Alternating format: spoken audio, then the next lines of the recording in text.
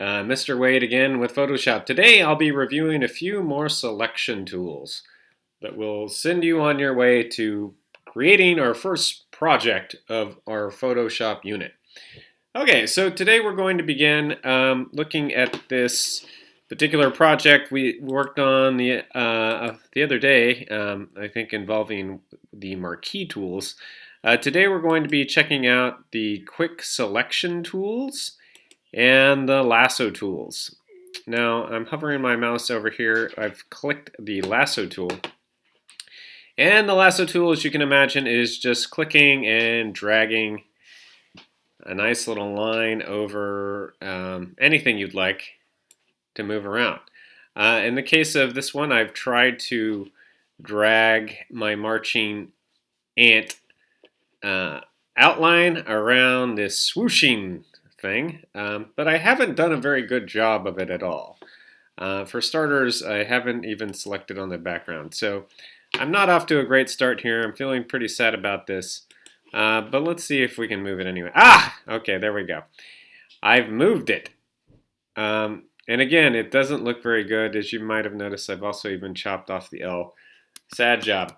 There's an easier way to do this, or at least a more precise way, and that's by holding the Alt or Option button. So what I'm going to do is I'm going to Control Z and remove my first attempt. I'm going to go back to the lasso tool, which is right there. I'm going to hold down Alt or Option, and I'm going to click. Now this, of course, allows me to make more precise work here. And by the way, if you ever want it to connect directly back to the first one, you can just let go of Alt and boom!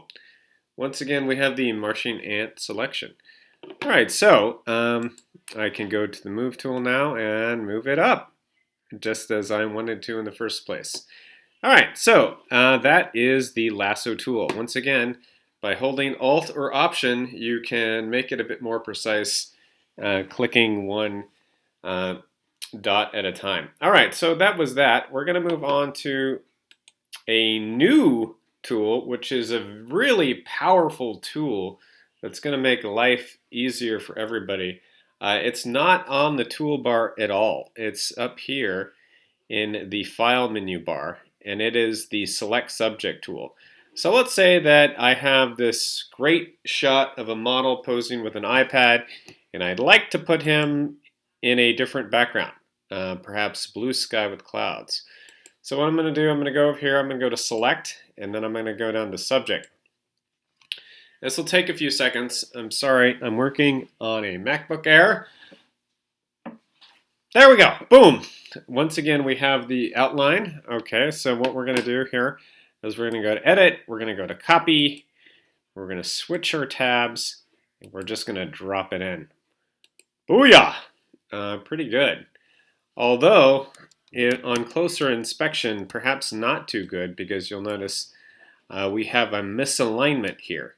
I'm going to press Command or Control 0, zoom out, and I'm going to press Control Z, and I'm going to try pasting this again. This time I'm going to go Paste Special and Paste in Place. Bada boom, bada bing! There we go, perfectly aligned. Beautiful. All right, so we're going to move on to another scenario. Let's say, for instance, that you do not have one model. Maybe you have, for whatever reason, two, and you would just like to showcase one of the two. So we don't want to use the select Subject tool. We want to go to another tool. In this case, we're going to go to the Quick Selection tool.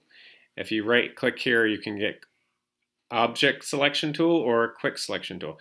Actually, I might as well show you Object Selection tool. All right, so for this, you can just drop a box around anything that you'd like to select, and there we go. We have our object selected. I think that looks pretty good. We'll see what it does with the hair. So let's just copy and paste this into the library and see how it goes. Again, I'm going to be pasting in place to avoid the misalignment. Okay, so the hair isn't perfect. I'm not in love with the hair.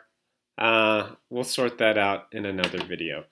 So this is pretty easy to do. Another thing that you can easily do if you right click over here is go to the quick selection tool. And what this will do is just kind of outline any sort of color contrast subject that you would like to focus on. In this case, I would like to use this arm. So I'm going to copy the arm and drop it into this library photo. And I bet you're wondering why I'm putting a random arm. It's because I just think it would be interesting if I put another arm on this girl. She seems to be really excited, so why not just throw another arm into the photo? And I'm going to drag the girl on top of it so it looks like it's even weirder, like the arm is coming out of her back. Another thing that I'd like to do here is do object select for this arm. Oops, Control Z. So here I go, object select, got the other arm. Oops. Dadgummit. Curse my slow computer. Okay, let's try it again. Okay. Here we go. Come on, come on.